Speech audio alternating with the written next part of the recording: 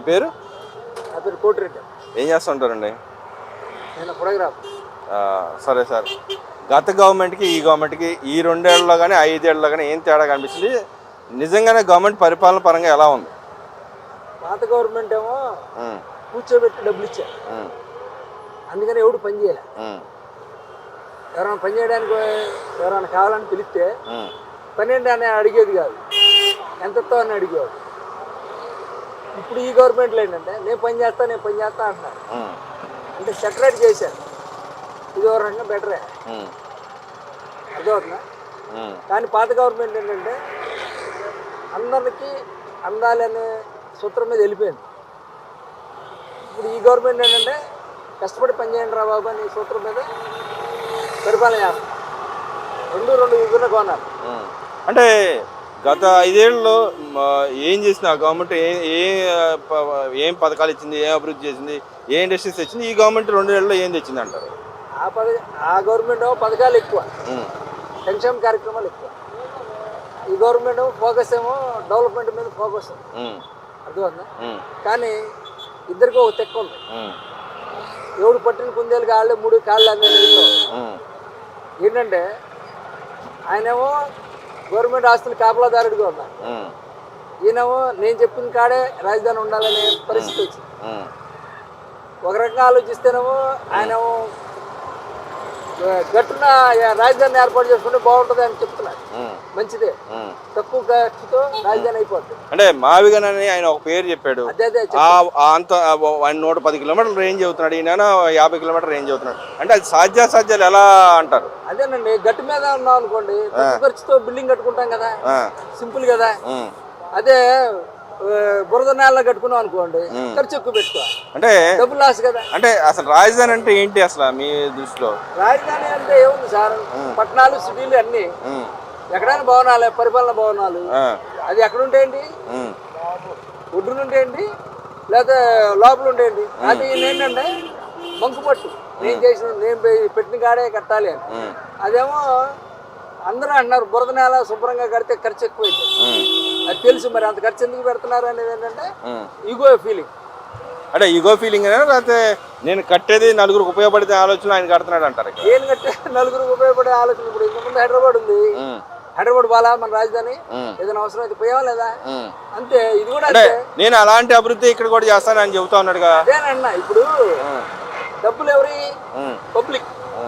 అంటే ప్రతి మానవుడి పర్ హెడ్ అప్పులు ఉంటాయి, అర్థమైందా?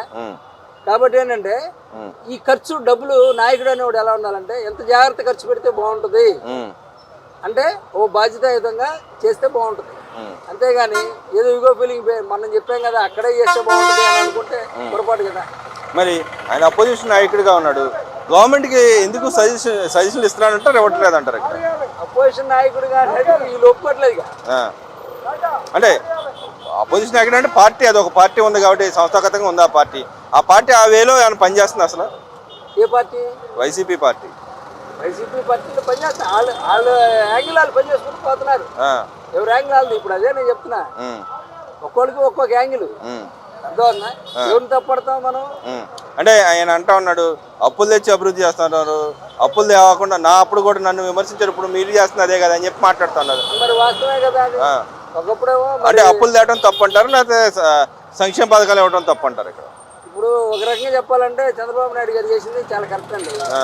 ప్రతి మానవుడికి ఆకలి వేయాలి, పొద్దునే భగవంతుడు ఎందుకు పెట్టాడు? ఆకలి వేయాలి, పని చేయాలి, ఆకలి తీర్చుకోవాలి. ఇది జీవన చక్రం, భగవంతుడు సృష్టించిన చక్రం, అర్థమవుతుందా? దీన్ని కరెక్ట్ లైన్ లో మనం ప్రవేశపెట్టాలి. జగన్మోహన్ రెడ్డి గారు ఎక్కడ ఫెయిల్ అయ్యారు? కూర్చోబెట్టి డబ్బులు ఇవ్వడం వల్ల ఫెయిల్ అయ్యారు. దానివల్ల యంత్రాంగం కొంత ఆగిపోయింది పని చేయక, అర్థమవుతుందా? ఈయన చేసింది కరెక్ట్ గానే చేసుకొస్తున్నాడు, ఎక్కడ పెట్టాలి అక్కడ పెట్టాడు, ఇది వరకు ఓకే.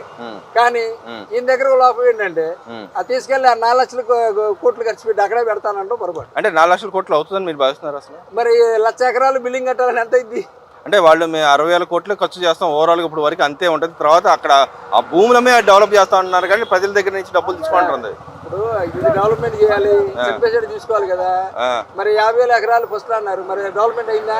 మళ్ళీ ఇంకో 50,000 ఎకరాలు కావాలన్నారుగా. అంటే నేను ఈ నగరాలు నిర్మిస్తాను, వీటి వల్ల డబ్బులు వస్తాయి, ఉపాధి దొరుకుతుందని ఆయన చెబుతా ఉన్నాడు. కరెక్టే. ఇప్పుడు ముందు మనం తీసుకున్న 50,000కి చేయండి, చేస్తే అప్పుడు నమ్మకం ఉంటుంటే అదే లేస్తారు. ఏముంది అంటే ఏమంటున్నాడంటే దానికి కూడా ఆయన ఏం మాట్లాడిందంటే నేను ఇప్పుడు ఎయిర్పోర్ట్ ఇవన్నీ ఉంటే ఫెసిలిటీస్ ఉంటేనే ఎవరైనా వచ్చి ఇన్వెస్ట్ చేస్తారని చెప్పి ఆయన మాట్లాడుతున్నాడు. ఆ దిశగా చేయడం తప్పు అంటారా? చేయడం తప్పు అనేది కాదు సార్. ఇప్పుడు ఆల్రెడీ మనకు కొన్ని ఉన్నాయి. అమరావతిలో అది మనకి గన్నవరం ఉంది ఎయిర్పోర్ట్, అది ఇంటర్నేషనల్ ఎయిర్పోర్ట్ చూసారుగా. మరి ఇంకా ఈ బెజవాడ ఏకలేషన్ రైల్వే స్టేషన్ ఉంది, అది ఆల్రెడీ డెవలప్మెంట్ అయిపోయి ఉందిగా సెంట్రల్. మళ్ళీ ఇదే రైల్వే స్టేషన్, ఇదే ఎయిర్పోర్ట్ మళ్ళీ ప్రత్యేకంగా కట్టుకోవాలని ఎంత ఖర్చు అయింది, ఎంత డబ్బు లాస్ అవుతుంది. అంటే అక్కడ వచ్చే డబ్బులతోనే కడతా అంటున్నాడు ఆయన. ఎక్కడ అక్కడ భూములు తెచ్చిన డబ్బులతోనే నేను కడతాను చేసినట్టు మనం. అంటే ఈ సంక్షేమ పథకాలకు ఇస్తాను, అభివృద్ధి చేస్తాను, ఇండస్ట్రీస్ తీసుకొస్తానని చెబుతా ఉన్నాడు కదా సార్. ఇప్పుడు మన 3 లక్షల కోట్లు ఈ 2 సంవత్సరాలు ఎందుకు చేసినట్టు, మరి ఇంకో 3 సంవత్సరాలు అయితే ఇది ఎంత, ఇది 5 లక్షల కోట్లు అయితే 6 లక్షల కోట్లు అయితే తెలియదుగా. అది అంటే ఇప్పుడు తెచ్చినప్పుడు ఎవరు కట్టాలంటారు సాధారణంగా? నువ్వు నేను కట్టుకోవాలా, ఆయన జేబులో కడతాడేంటి? అంటే ఈ మానవుడు బతుకుతున్న జీవి మీద ఇప్పుడు చంద్రబాబు నాయుడు గారు పిల్లలు కనండి ఎందుకు అంటున్నారు? అప్పుడు డివైడ్ చేయడానికి కోసం. అర్థమైందా? జనసంఖ్య పెరిగితే మనకి అప్పు వస్తుందని. అర్థమైందా? ఈ లక్షల కోట్ల రూపాయల అప్పులు ప్రతి మానవుడు పర్ హెడ్ మీద పడేదే ఫ్యూచర్ లో. అంటే మరి గత 5 ఏళ్లలో మన రాష్ట్రానికి ఇండస్ట్రీస్ కానీ ఏం వచ్చినాయి అంటారు, ఇప్పుడు ఏం వస్తున్నాయి అంటారు? ఏమొచ్చినాయి? కంపెనీలు కానీ ఏమైనా ఇన్వెస్టర్లు ఎవరైనా వస్తున్నారా? మన రాష్ట్రం పెట్టుబడులు ఏమైనా వస్తున్నాయా? ఆయన వీళ్ళు చెప్తా ఉన్నారు మేము తీసుకొచ్చినా చంద్రబాబు నాయుడు చెప్పుకుంటున్నాడు అని చెప్పి వైసీపీ వాళ్ళు మాట్లాడుతూ ఉన్నారు. ఏది నిజం ఉందంటారు? వీళ్ళు ఏమైనా మేము వెళ్ళి కష్టపడి తీసుకొస్తున్నాం వీళ్ళు చెప్తా ఉన్నారు. పునాది ఒకడేస్తాడు, ఓపెనింగ్ ఒకళ్ళు చేస్తారు. ఈ రాజకీయాల్లో సర్వసాధారణం. అర్థమన్నా? ఇది నేనే చేశాను అనుకోవడం కాదు. జనాలు మన ఆంధ్రప్రదేశ్ రాష్ట్ర ప్రజలు చేసుకున్న అదృష్టం అనుకోవాలా.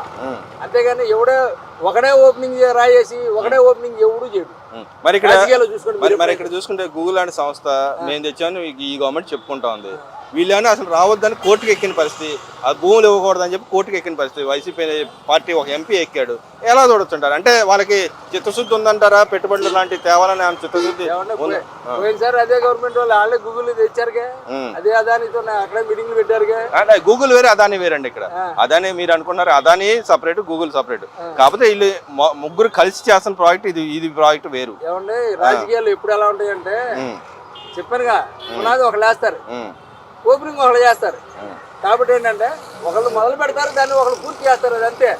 ఒకడే మొదలు పెట్టి ఒకడే పూర్తి చేయడం అనేది రాజకీయాల్లో ఇంపాసిబుల్, జరిగే పని కాదు. మరి ఇంకో పక్కన చూసుకుంటే వీళ్ళు ఏమన్నా మేము అభివృద్ధి చేస్తుంటే కేసులు వేస్తా ఉన్నారు, అభివృద్ధి ఆటంకం కలిగిస్తున్నారని ఈ గవర్నమెంట్ చెబుతా ఉంది. నిజంగా ఆ రకంగా వాళ్ళు చేస్తున్నారు, లేకపోతే ఏమైనా కన్స్ట్రక్టివ్ వేలో గవర్నమెంట్కి సజెషన్ ఇదిగో మీరు ఇంతకు ఇవ్వకూడదు, ఇంత ఇవ్వాలా, ఈ రూపాయి ఇక్కడ తీసుకురావాలని వాళ్ళు చెబుతున్నారా? అలా చేయాలనుకుంటే అప్పుడు ఏం చేయాలంటే ప్రతిపక్ష హోదా జగన్మోహన్ రెడ్డి గారికి ఇవ్వాలి.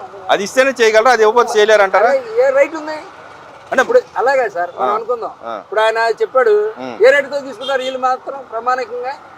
అంటే మనం అనుకుందాం సార్ ఊరికే సరదాగా. ఆయన ప్రతిపక్ష నాయకుడే కాదంటున్నారు, 11 సీట్లు వచ్చినాయి అంటున్నారు. ఆయన మాట ఎలా తీసుకుంటారు? అంటే ఆయన ఒక ఎమ్మెల్యే, సాధారణంగా ఒక ఎమ్మెల్యే, ఆయన అసెంబ్లీకి వెళ్ళి కూడా మాట్లాడచ్చు. ఒక సిపిఎంఏ తీసుకున్నాం, వాళ్ళు ప్రతిపక్షం లేకపోయినా కూడా సరే పేదలకు ఏదైనా కష్టం జరిగితే బయటకు వచ్చి పోరాటం చేసిన. ఈయన ఒక పెద్ద పార్టీ 150 సీట్ల నుంచి 11 సీట్లకు వచ్చాడు అనుకున్నా, తీసి పక్కన పెట్టినా సరే ఆయన ఈయన ఎందుకు పోరాడలేకపోతున్నాడు అంటున్నాను. అదే మీరు మంచి పాయింట్ చేశారు. ఇప్పుడు ఎమ్మెల్యే ఉన్నాడు, ఎమ్మెల్యేకి ఎంతసేపు ఇస్తారు టైమింగ్? ఎంతసేపు ఇస్తారు అసెంబ్లీలో చెప్పండి, మీరు చెప్పండి. 3 నిమిషాలు 5 నిమిషాలు ఇస్తారు. ఏదైనా సమస్య ఉంటే ఆ ఏరియాలో ఇన్ని సమస్యలు మాట్లాడంటారు. అదే ప్రతిపక్ష నాయకుడికి ఎలా ఇస్తారు? ఎలా నాయకుడికి ఎలా ఉందో అంతే టైం ప్రతిపక్ష నాయకుడికి. అంటే మీరు అన్న పాయింట్గా వద్దాం. ఆయనకి ఒకవేళ ఆయనకు ఉన్న 11 మందికి 2 నిమిషాలు ఎక్కేసిన అరగంట ఛాన్స్ ఉంది, అరగంటలో మాట్లాడొచ్చు కదా. ప్రతిపక్ష నాయకుడు అంటే ఎంత ఇస్తారు? ఆయన గంట సేపు మాట్లాడితే ఈయన గంట సేపు మాట్లాడు, ఆయన 2 గంటలు మాట్లాడితే ఈయన 2 గంటలు కొద్దిగా మాట్లాడు సార్. ఇప్పుడు ప్రతిపక్ష నాయకుడు అనే హోదా ఏంటంటే, అరే బాబు మంచి చెడు ఇది ఆలోచించండి చెప్పడానికి నిర్ణయించే మా సూచన మాత్రమే. ఆయన చెప్పినంత మాత్రం నేను తీసుకోవాలని లేదు. అంటే ప్రజలు ఇవ్వాలంటారా, ఇక్కడ పార్టీ టీడీపీ పార్టీ ఇవ్వాలంటారా? ప్రజలు ఇవ్వాలని చెప్పి వాళ్ళు చెప్తారు, రూల్స్ ప్రకారం వాళ్ళు చెప్తా ఉన్నారు. ఈయన లేదు రూలే లేదు అంటాడు. ఏది నిజం అంటారు? అదే వాడిని నేను చెప్పేది ఏంటంటే 18 సీట్లు వస్తేనే ప్రతిపక్ష నాయకుడు హోదా అనేది ఫండమెంటల్ రూల్ అంటున్నారు వీళ్ళు. మరి రాలేదు, రాకపోతే ఇంకెవడున్నాడు? జనసేన ఉంది, జనసేన. అంటే ఈయన నేను అది వస్తేనే మాట్లాడతాను, లేకపోతే నేను అసెంబ్లీ కూడా రాననే పద్ధతి ఏందంటారు? పద్ధతి ఏంటంటే మరి ఆయన నేను వెళ్ళి ఉపయోగం ఏంటంటే అనుకో అంటే ఒక్కడైనా మాట్లాడచ్చు కానీ పందా చెప్పచ్చు కదా. నేను చెప్పాగా ఒక్కొక్కడికి ఒక్కో పిచ్చ ఉంటుందని, ఆ, ఒక్కొక్కడికి ఒక తిక్క ఉంటుందని. ఆ. అర్థం మనిషికి ఒక తిక్క ఏం చేస్తాం? మరి ఎవరి పక్షాన ఆయన ఉంటాడు అంటారు ఇప్పుడు? ఆయన నేను 3 ఏళ్ళలో నేనే వస్తాను, నేను అప్పుడు చేస్తానని చెప్పి అంటున్నాడు. అప్పుడు ఎవడు 3 ఏళ్ళ తర్వాత ఎవరు రాజెవడు రెడ్డెవడు ఆ టైంకి ఎప్పుడు ఎవరు పుడితే ఎవరు అవుతారు.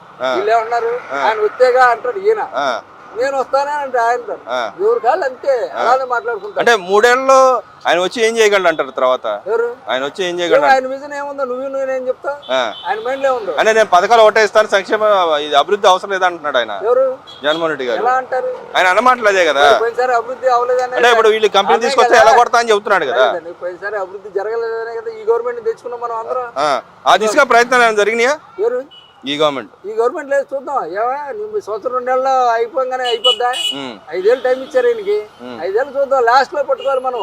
ఇవాళ సంవత్సరం అవ్వగానే నువ్వు కెమెరా పెట్టి చేసావా చేయాలంటే ఎవడు చేస్తాడు? పెళ్ళి అవ్వగానే పిల్లలు పడతారా? ఆ మాత్రం తెలీదు. ఓవరాల్ గా ఈయనకి టైం ఇవ్వాలి. ఈ టైం ఇచ్చినప్పుడు ఈయన డెవలప్మెంట్ చూపిస్తారు. చేయలేకపోయాడు అనుకోండి, మళ్ళీ ప్రజలు ఏం చేస్తారు? అరే బాబు నువ్వు వదిలే బాబు పక్కన పెడతారు. అంతే ఏముంది అక్కడ.